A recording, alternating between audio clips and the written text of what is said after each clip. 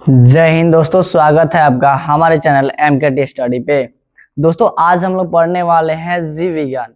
यानी कि सबसे पहले हम लोग देखेंगे कि जीव विज्ञान का परिचय क्या होता है। दोस्तों बिल्कुल जीरो से देखेंगे कि आखिर जीव विज्ञान का जो परिचय होता है, यानी कहे तो जीव विज्ञान का इंट्रोडक्शन यानी कि बायोलॉजी का इंट्रोडक्शन जो है हम लोग इस वीडियो में कराने वाले हैं। तो दोस्तों देखते हैं कि जीव विज्ञान क्या होता है। सबसे पहले आपका होता है जीव विज्ञान, यानी कहे तो बायोलॉजी। बायोलॉजी यानी कि जीव विज्ञान किसे कहते हैं, तो जीव विज्ञान विज्ञान की वह शाखा होती है जिसके अंतर्गत हम लोग जीवधारियों का अध्ययन किया जाता है, जीव विज्ञान कहलाता है। यानी कि जीव विज्ञान किसे कहते हैं, तो जीव विज्ञान विज्ञान की वह शाखा होती है जिसके अंतर्गत जीवधारियों का अध्ययन किया जाता है, जीव विज्ञान कहलाता है।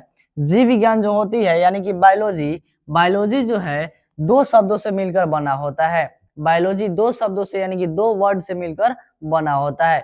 पहला आपका होता है बायो यानी कि लाइफ। पहला क्या होता है, बायो कहे तो लाइफ, और दूसरा होता है लॉजी यानी कि स्टडी। लॉजी का मतलब होता है स्टडी एंड बायो का मतलब होता है लाइफ। यानी कि जीव जंतुओं के बारे में अध्ययन करना क्या कहलाता है, बायोलॉजी कहलाता है।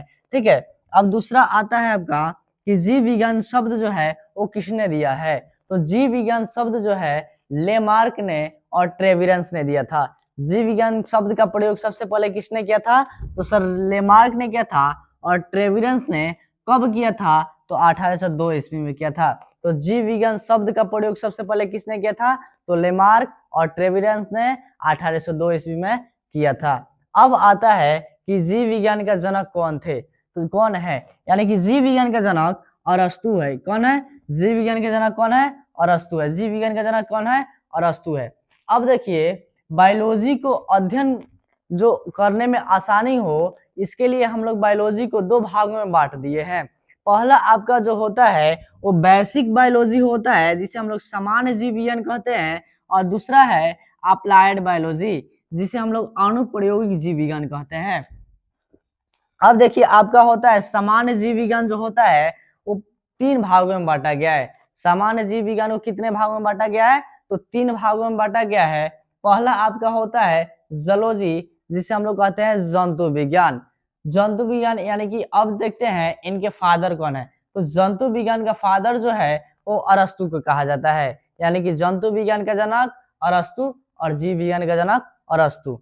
ठीक है, उसके बाद आता है आपका बोटनी, और बोटनी कहे तो हिंदी में वनस्पति विज्ञान। यानी वनस्पति विज्ञान के जनक कौन है, तो थियोफ्रेटस को कहा जाता है। वनस्पति विज्ञान के जनक किसे कहा जाता है, तो थियोफ्रेटस को कहा जाता है। उसके बाद आता है माइक्रोबायोलॉजी, जिसे सूक्ष्म जीव विज्ञान कहते हैं।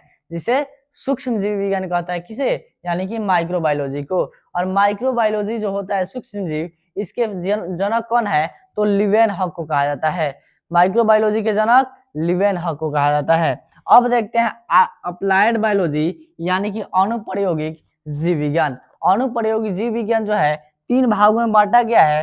पहला पार्ट होता है आपका मेडिकल साइंस, और दूसरा होता है एग्रीकल्चर, और तीसरा होता है आयुर्वेदक। यानी कि तीन भागों में जो है अप्लाइड बायोलॉजी को बांटा गया है। अब आता है दोस्तों आपका भारतीय वनस्पति विज्ञान के जनक कौन है। एक प्रश्न उठता है कि सर जी भारतीय वनस्पति विज्ञान के जनक किसे कहा जाता है, तो भारतीय वनस्पति विज्ञान के जनक विलियम रक्सवर्थ को माना जाता है।